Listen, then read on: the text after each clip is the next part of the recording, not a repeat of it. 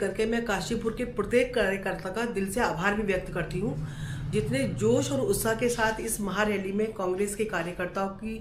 काशीपुर से भागीदारी रही, वो वाकई काबिले तारीफ थी। और एक बार फिर काशीपुर कांग्रेस की एक मजबूत उपस्थिति हमने दिल्ली में दर्ज कराई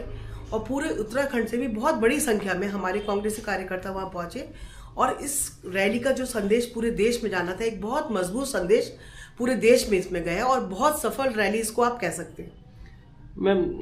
आप दिल्ली गए, दिल्ली में ही एक बड़ा कोर्ट का आदेश आया है नेशनल हेराल्ड को लेकर, उसे किस तरीके से देखती हैं? क्योंकि जिस तरीके से हाइप बनाई गई थी उसको भाजपा द्वारा या मोदी सरकार द्वारा या कहीं मोदी जी द्वारा जिस तरीके से भ्रष्टाचार का आरोप लग रहा था, उस पर क्लीन चिट मिली है सोनिया गांधी और राहुल गांधी, क्या कहेंगे? देखिए, हमने हमेशा कहा कि विपक्ष की आवाज़ को लगातार मोदी और अमित शाह जी की सरकार में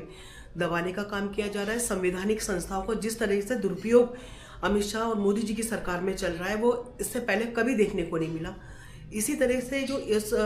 हेराल्ड प्रकरण में केस में जो ईडी की भूमिका थी, वो पूरी तरीके से आज स्पष्ट हो गया है कि कहीं ना कहीं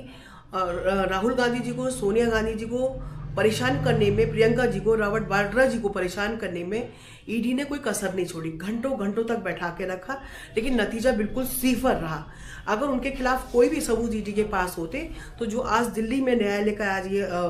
आया है, जो जजमेंट आया है, शायद वो जजमेंट राहुल जी के और सोनिया गांधी जी के फेवर में नहीं आता। पूरे देश ने देख लिया कि ईडी ने जबरदस्ती बगैर किसी आधार के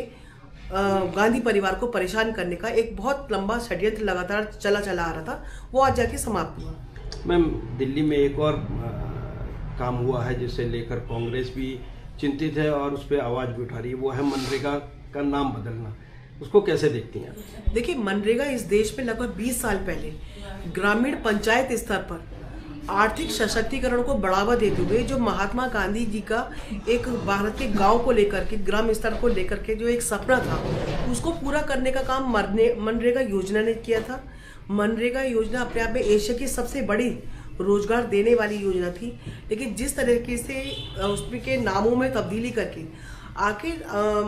जो मोदी जी की सरकार ने काम किया है, अभी तक सिर्फ नाम बदलने के अलावा कोई दूसरा काम नहीं किया है। इन्होंने सभी योजनाएं जो कांग्रेस के टाइम में चली आ रही थी, सिर्फ नाम बदल करके उसका श्रेय लेने की बात करी गई है। लेकिन मनरेगा की योजना के लिए दुख का विषय यह है कि इस योजना को कमजोर करने का प्रयास लगातार भाजपा की सरकार ने किया है। देखिए, सबसे पहले इसमें प्रावधान था कि 90% का जो सहयोग रहेगा वो केंद्र का रहेगा, जिसको घटा करके अब 60% कर दिया गया। तो आप बताइए, जो राज्य कमजोर आर्थिक स्थिति से गुजर रहे हैं, किस तरीके से वो ग्राम पंचायत स्तर पर हमारे मजदूरों को, महिलाओं को रोजगार देने में सक्षम होंगे। ऑलरेडी इस योजना में करोड़ों रुपए का पहले ही अधिभार है, पहले ही कर्जा है, और इसकी जो अवधि को भले से इन्होंने बढ़ा दिया है, लेकिन उसमें 2 महीने जो बुआई के जो महीने हैं, उनमें उन 2 महीनों को इस योजना से बाहर रखा गया है। तो तमाम सारे ऐसे इसमें टेक्निकल मुद्दे हैं। इस योजना में भगवान श्री राम के नाम से श्रेय लेने का जो भाजपा ने प्रयास किया है, लेकिन वास्तविकता यह है कि इस योजना को ग्रामीण स्तर तक कमजोर किया गया है। और जो एक बार गांधी जी का सपना था हमारे गांव को आर्थिक रूप से सुदृढ़ करने का, और जो राजीव गांधी जी का पंचायत स्तर तक, ग्रामीण स्तर पर सत्ता के विकेंद्रीकरण के साथ साथ आर्थिक रूप से ग्राम पंचायतों को मजबूत करने का सपना था, वो एक बार सपना मोदी जी और अमित शाह की सरकार में ध्वस्त हुआ है। अच्छा मैम, ये तो रहे राष्ट्रीय मुद्दों की बात करी, क्योंकि आप काशीपुर महानगर अध्यक्ष बनी हैं कुछ ही समय पहले, तो अपनी टीम को गठित करने के लिए आपकी क्या रणनीति है?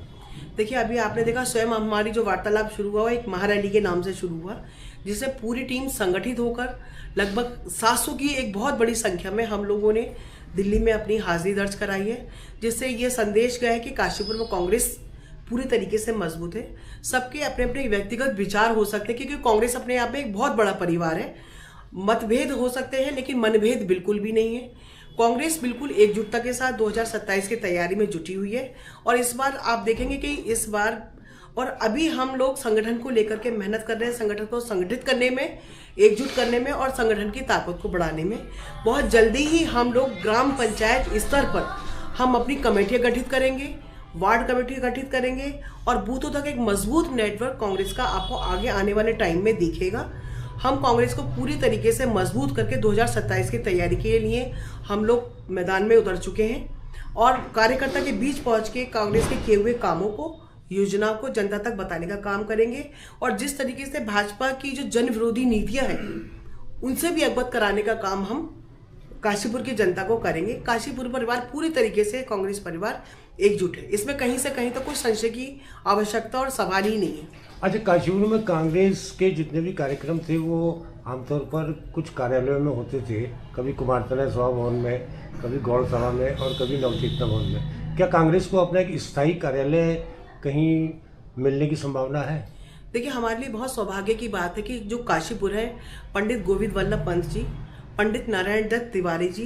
केसी सिंह बाबा जी, आदरणीय सत्येंद्र चंद्र गुड़िया जी की कर्म भूमि रही है और आज हमारे पास काशीपुर में अनेक ऐसे स्थान हैं जहां से हम कांग्रेस की विचारधारा को बहुत मजबूत तरीके से जनता के बीच लेके जा सकते हैं। जहां तक आपने बात करी छोटी नीम के नीचे, वो ऐसा हमारा शहीद स्मारक स्थल है जहां पे स्वयं गांधी जी, पंडित जवाहरलाल नेहरू जी, अटल बिहारी वाजपेयी जी के पवित्र चरण वहां पर पड़े हैं। साथ ही हमारे शहीदों के नाम के बहुत सारे पार्क और ऐसे स्थल हैं कि जहाँ से हम जनता के बीच चार दीवारी से बाहर रह के भी जनता के संपर्क में आकर हम अपने कामों को आगे बढ़ा सकते हैं। कहीं भी कार्यालय की तो बाध्यता कहीं है ही नहीं। और जहां तक बात आप अभी कार्यालय की कर रहे हैं, जिस कार्यालय की बात आप कर रहे हैं उसमें लगातार पब्लिक के हित सेवा के लिए कुछ कैंप पिछले दिनों लगे हुए थे, शायद अभी भी वो कुछ कैंप लगे हुए हैं, तो ये बाध्यता रही है। आगे आने वाले समय में आपको सारी परिस्थितियां सामान्य दिखेंगी, उस जगह भी आपको कांग्रेस की बैठकें होती हुई दिखाई देंगी। साथ ही साथ हमारा उद्देश्य है कि हमारे जो यहाँ पर ऐतिहासिक स्थल है, हम वहाँ से भी प्रोग्राम करके कांग्रेस की आवाज़ को जनता के बीच पहुँचाएं।